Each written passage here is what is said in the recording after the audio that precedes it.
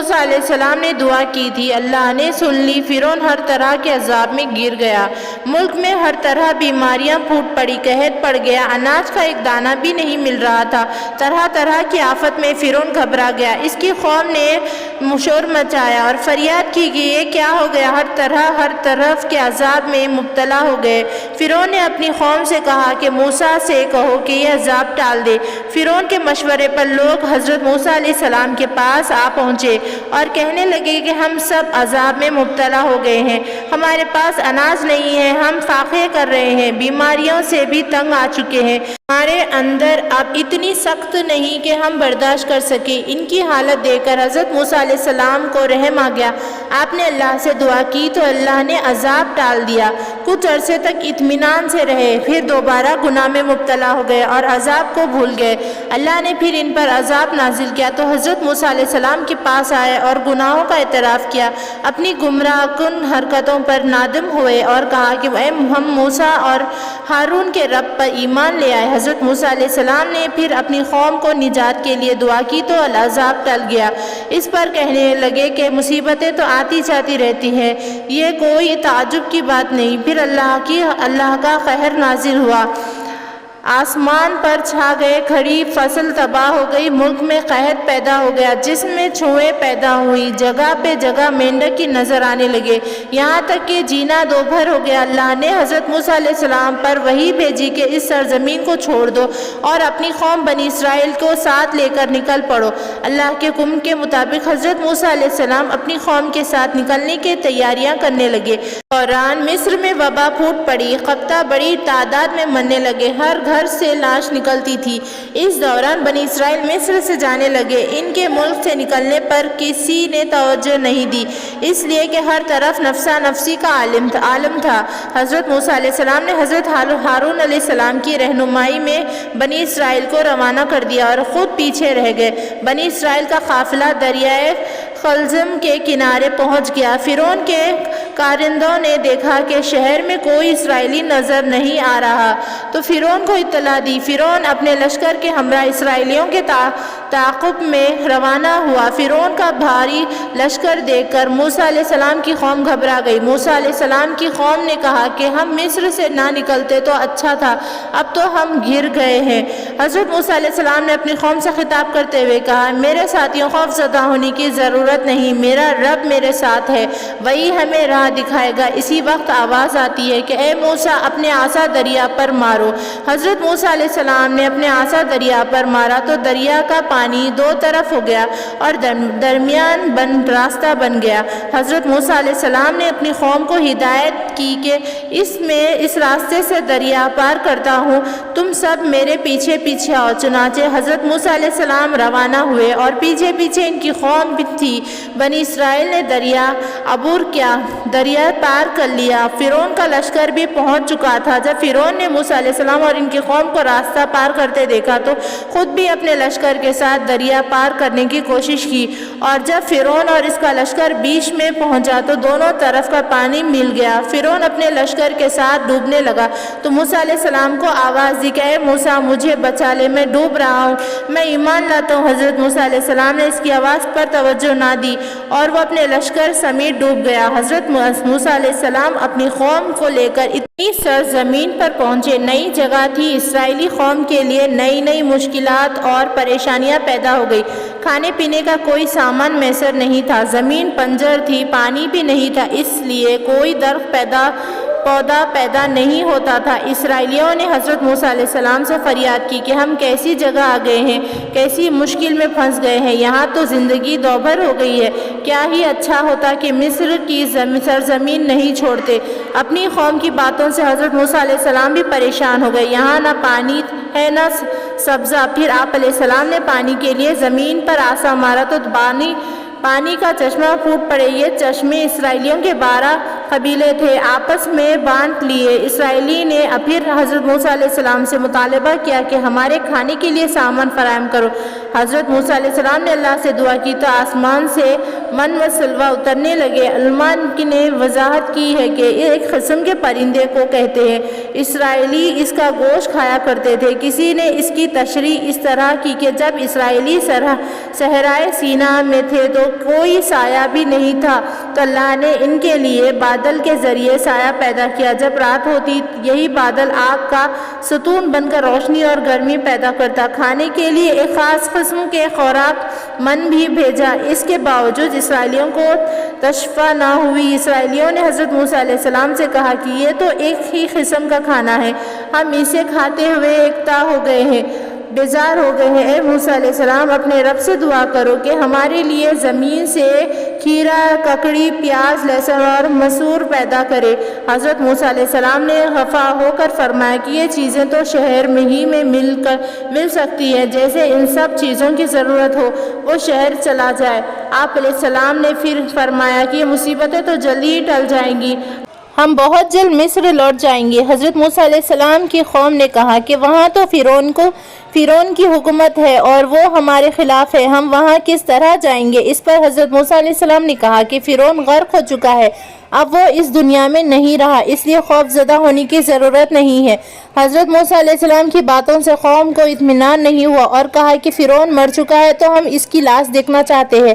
حضرت موسیٰ علیہ السلام نے اللہ سے دعا کی تو پانی نے فرعون کی لاش کو اوپر اچھال دیا، لاش کنارے پر آ گئی۔ جب سب نے دیکھا تو یقین آیا۔ کچھ ہی عرصہ گزرا کہ اللہ نے حضرت موسیٰ علیہ السلام سے کہا کہ اپنی قوم کے ساتھ مصر واپس لوٹ جاؤ۔ حضرت موسیٰ علیہ السلام اللہ کے حکم کے مطابق اپنی قوم کو لے کر مصر چلے گئے۔ وہاں فرعون کے محلات اور اس کی ہر چیز پر قبضہ کر لیا۔ اس کے بعد آپ علیہ السلام اس مقام پر بھی گئے جہاں آپ علیہ السلام نے اپنی بیوی صفورہ کو قیام کرنے کے لیے کہا تھا۔ ملاقات کے بعد آپ علیہ السلام اپنی قوم کی طرف متوجہ ہوئے اور دین کی تبلیغ شروع کر دی۔ آپ علیہ السلام نے ان کو پیغام دیا کہ اللہ نے مجھے نبوت عطا کی ہے، میں شریعت کی باتیں بتاؤں گا، اس پر عمل کرو گے تو اس میں تمہارا ہی فائدہ ہوگا۔ موسیٰ علیہ السلام کی قوم نے کہا کہ ہم کس طرح یقین کریں کہ اللہ نے آپ علیہ السلام کو نبی بنایا؟ پھر آپ نے اپنی قوم میں سے چند صالح بندوں سے کہا کہ تم اپنی نظروں سے سب کچھ دیکھو گے، اس کے لیے تم لوگوں کو میرے ساتھ چلنا پڑے گا اور تم جو کچھ دیکھو گے یہاں آ کر گواہی دینا۔ صالح بندوں نے مان لیا اور حضرت موسیٰ علیہ السلام کے ساتھ جانے پر راضی ہو گئے۔ آپ علیہ السلام نے 70 نیک بندوں کو اپنے ساتھ لے لیا اور ہارون کو بھی اپنا نائب بنا کر چھوڑ دیا۔ اس 70 آدمی عالم تھے۔ حضرت موسیٰ علیہ السلام انہیں لے کر کوہ طور پر پہنچے تو اللہ نے وحی نازل کی کہ اے موسیٰ، تم نے 30 روزے رکھے، 10 روزے اور بھی رکھ لو، 40 روزے پورے ہو جائیں گے تو میں توریت نازل کروں گا۔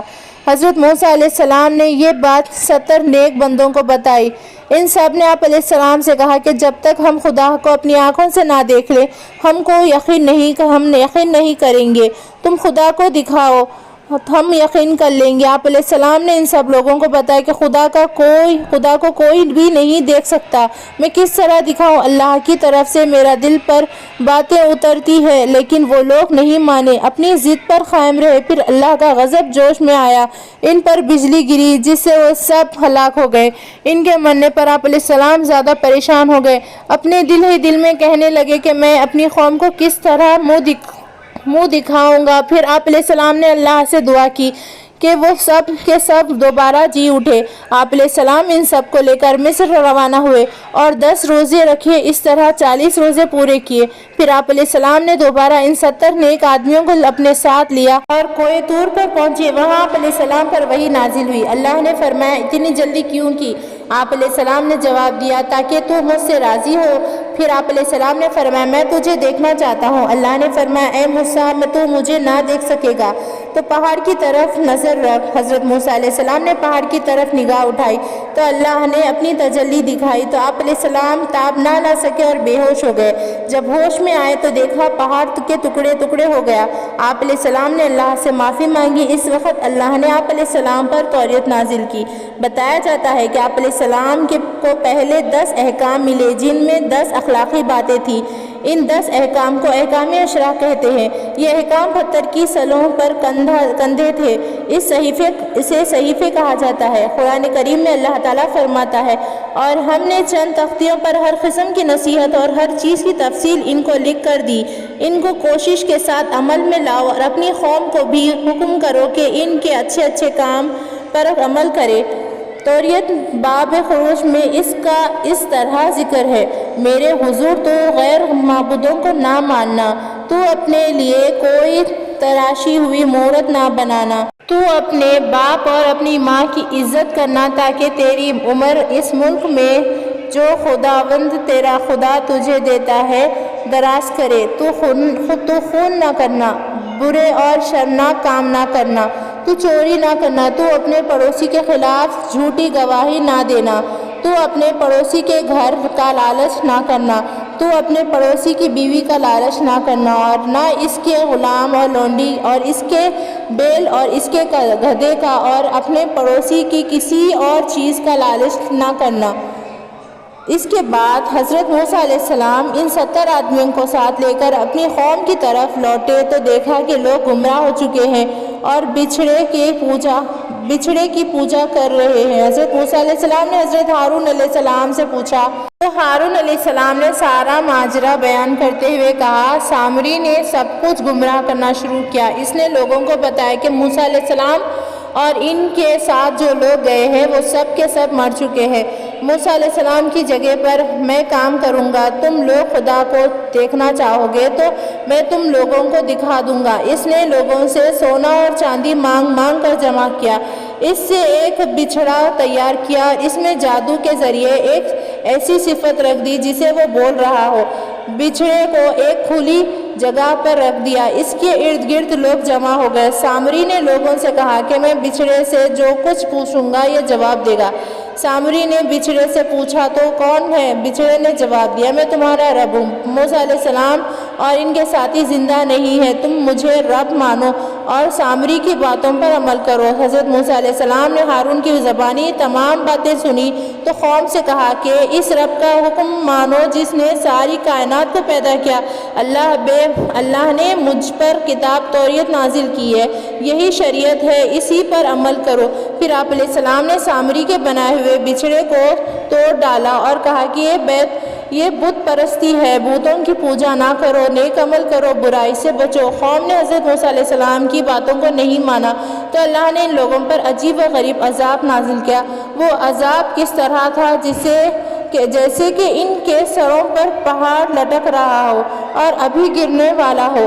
لوگ سروں پر لٹکے ہوئے پہاڑ کو دیکھ کر خوف زدہ ہوئے اور سجدے میں گر پڑے، ان پر سے عذاب ٹل گیا۔ ایک مرتبہ اللہ نے موسیٰ علیہ السلام سے وعدہ کیا تھا کہ میں ملک شام کی سرزمین کا وارث بناؤں گا جہاں تم سب اطمینان سے زندگی بسر کر سکو گے، لیکن شرط یہ ہے کہ اس سرزمین کو حاصل کرنے کے لیے جہاد کرنا پڑے گا۔ حضرت موسیٰ علیہ السلام نے یہ خوشخبری اپنی قوم کو سنائی۔ اس سے خوش آئندہ بات کیا ہو سکتی ہے؟ اس سے خوشی کی آئندہ بات کیا ہو سکتی ہے؟ اسرائیلی اس بات سے خوش ہوتے، وہ چاہتے تھے کہ ہمیں یہ سرزمین آسانی سے مل جائے، جہاد کرنا نہ پڑے۔ جہاد کرنے کے لیے دل سے تیار نہ تھے۔ موسیٰ علیہ السلام کے سمجھانے پر بعد میں آمادہ ہو گئے۔ حضرت موسیٰ علیہ السلام تو اپنی قوم کو لے کر کنعان پہنچے، وہاں جا کر کچھ اطمینان کی سانس لیا، وہاں جہاد کے لیے اپنی قوم کو تربیت دینے لگے، نظم اور ضبط پیدا کرنے کے لیے کچھ طریقے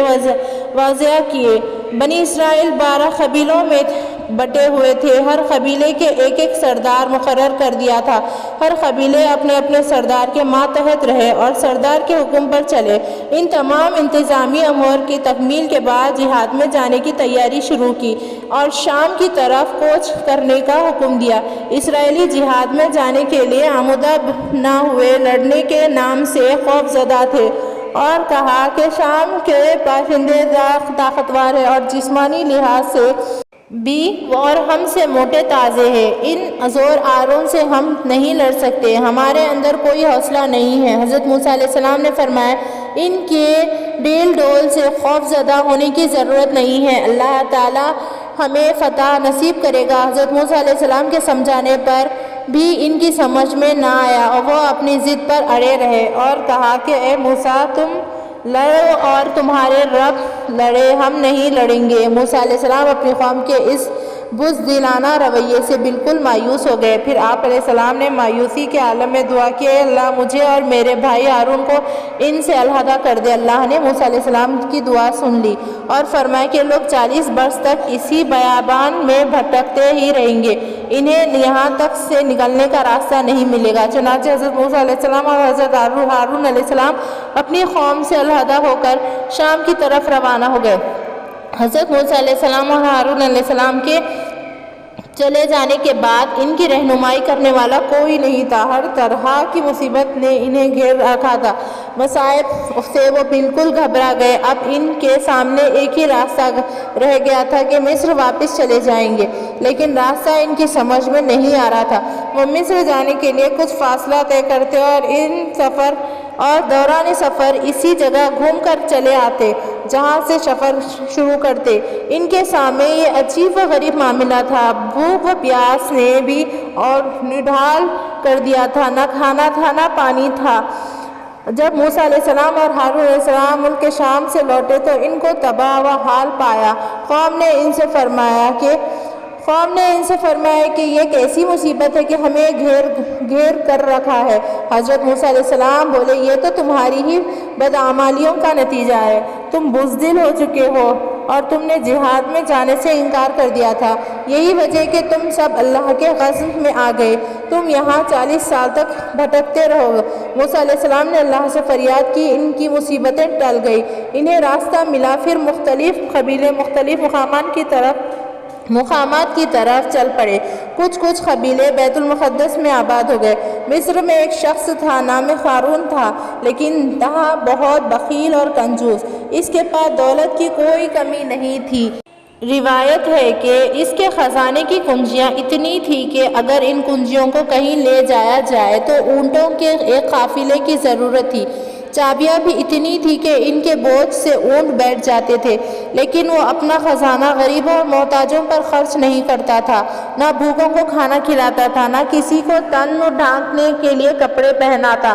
حضرت موسیٰ علیہ السلام قارون کو ہدایت کرتے کہ اللہ نے تمہیں بہت دولت دی ہے، آخر یہ دولت کس کام کی ہے؟ یہ دولت تو دنیا میں رہ جانے والی ہے، اللہ کے نام پر غریبوں اور محتاجوں کو دو۔ قارون جواب دیتا کہ یہ دولت تو میں نے اپنی عقل سے پیدا کی ہے، یہ میری مرضی ہے کہ میں کسی کو دوں یا نہ دوں۔ حضرت موسیٰ علیہ السلام کہتے کہ اپنے مال میں سے زکوٰۃ ہی نکال، اس میں غریبوں کو بھلا ہوگا، تمہیں دعائیں دیں گے، خدا تم سے راضی ہوگا۔ قارون کہتا کہ اگر میں اپنے مال سے زکوٰۃ نکالوں تو مجھے اس کے بدلے میں کیا دے گا؟ موسیٰ علیہ السلام نے فرمایا کہ تیری آخرت سنور جائے گی۔ وہ موسیٰ علیہ السلام پر الزام لگایا کرتا تھا کہ موسیٰ میری دولت چھیننا چاہتا ہے۔ ضرورت یہی نہیں بلکہ حضرت موسیٰ علیہ السلام کی پاک بازی پر بھی دھبا لگاتا اور بہتان باندھتا۔ حضرت موسیٰ علیہ السلام قارون کے رویے اور ضد سے بہت پریشان تھے۔ انہیں یقین ہو چکا تھا کہ قارون کبھی بھی راہ راست پر نہیں آئے گا، بلکہ الٹا حضرت موسیٰ علیہ السلام کو بدنام کرنا شروع کیا اور تکلیفیں پہنچایا کرتا تھا۔ اس پر اللہ تعالیٰ نے فرمایا کہ اے ایمان والو، لوگوں کے مانند نہ ہو جانا جن لوگوں نے موسیٰ کو تکلیفیں دی۔ اللہ کے نزدیک موسیٰ نہایت نیک اور پاک باز تھا۔ حضرت موسیٰ علیہ السلام بالکل مایوس ہو چکے تھے۔ انہیں نے اللہ سے فریاد کی تو اللہ نے موسیٰ علیہ السلام سے فرمایا کہ اپنے عصا زمین پر مارو۔ حضرت موسیٰ علیہ السلام نے زمین پر عصا مارا تو زمین پھٹ گئی۔ حضرت موسیٰ علیہ السلام نے زمین سے کہا، اے زمین تو قارون کو اپنے اندر سمو لے۔ اللہ نے موسیٰ علیہ السلام کی دعا سن لی، زمین نے اپنا سینہ کھول دیا تو آہستہ آہستہ پھٹنے لگی اور قارون کے ایک ہی بات دہراتا رہا کہ موسیٰ میری دولت پر قبضہ جمانا چاہتا ہے۔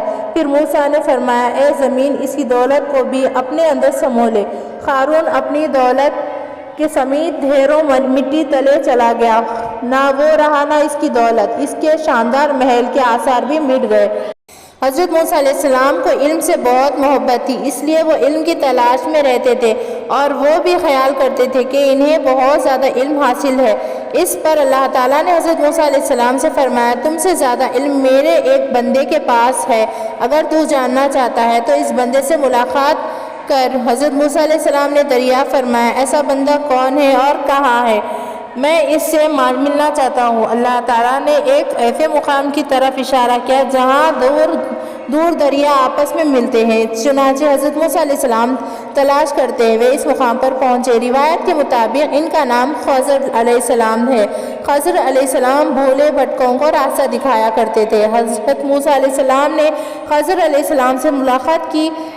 علیہ السلام کے بعد آپس میں باتیں ہوئی۔ حضرت موسیٰ علیہ السلام نے ان سے اپنا مدعا بیان کیا اور کہا کہ جو علم آپ کے پاس ہے میں سیکھنا چاہتا ہوں، اس سلسلے میں آپ میری رہنمائی فرمائیں۔ حضرت خضر علیہ السلام نے فرمایا جو کچھ کروں آپ مجھ سے نہیں پوچھیں گے۔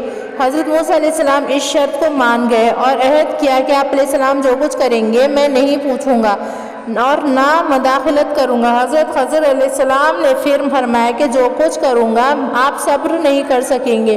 حضرت موسیٰ علیہ السلام نے فرمایا میں صبر کروں گا۔ چنانچہ دونوں روانہ ہوئے اور راستہ طے کرتے رہے۔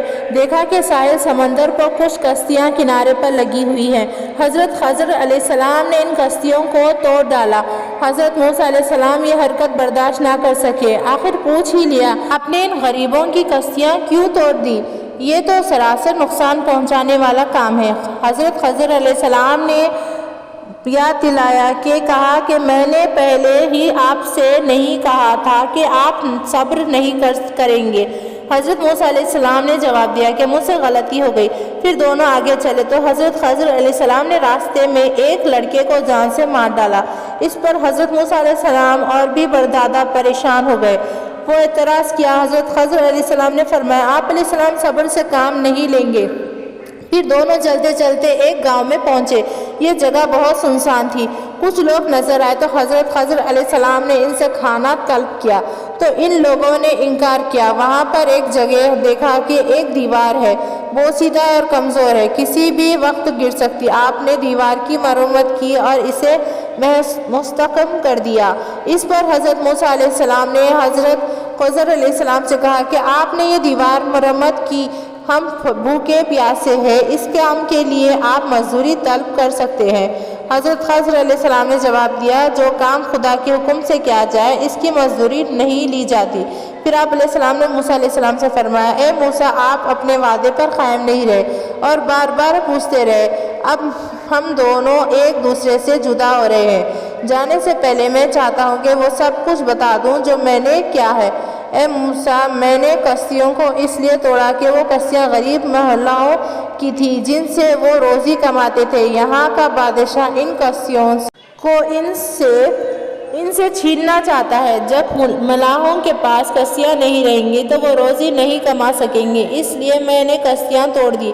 بادشاہ ٹوٹی ہوئی کشتیوں کو نہیں لے گا، یہ کشتیاں تھوڑی بہت مرمت کے بعد ٹھیک ہو جائیں گی۔ میں نے لڑکے کو اس لیے مار ڈالا کہ اس کے ماں باپ نہایت نیک اور عبادت گزار ہے۔ اگر یہ لڑکا اپنی بڑی عمر کو پہنچتا تو زمین پر فتنہ فساد پھیلاتا اور میری اور مخلوق خدا کو اذیتیں پہنچاتا اور ماں باپ کو بدنام کرتا، اس لیے میں نے اس کو خاتمہ کر دیا۔ آگے چل کر میں نے دیوار مرمت کی، اس پر یتیم بچوں کا مال گڑھا ہوا ہے، یہ مال بچوں کے باپ نے ان کے لیے رکھ چھوڑا ہے، جب بچے بڑے ہوں گے تو گڑھا ہوا مال نکالیں گے۔ دیوار مرمت نہ کرنے کی صورت میں گر جانے کا اندیشہ ہے، اگر دیوار گر جاتی تو یہاں کے اوباش لوگ دیکھ لیتے اور مال ہتھیا لیتے۔ حضرت خضر علیہ السلام اور حضرت موسیٰ علیہ السلام دونوں نے اپنی اپنی رائے لی۔ حضرت موسیٰ علیہ السلام اپنی قوم کے پاس گئے اور نیک کاموں کی طرف بلایا۔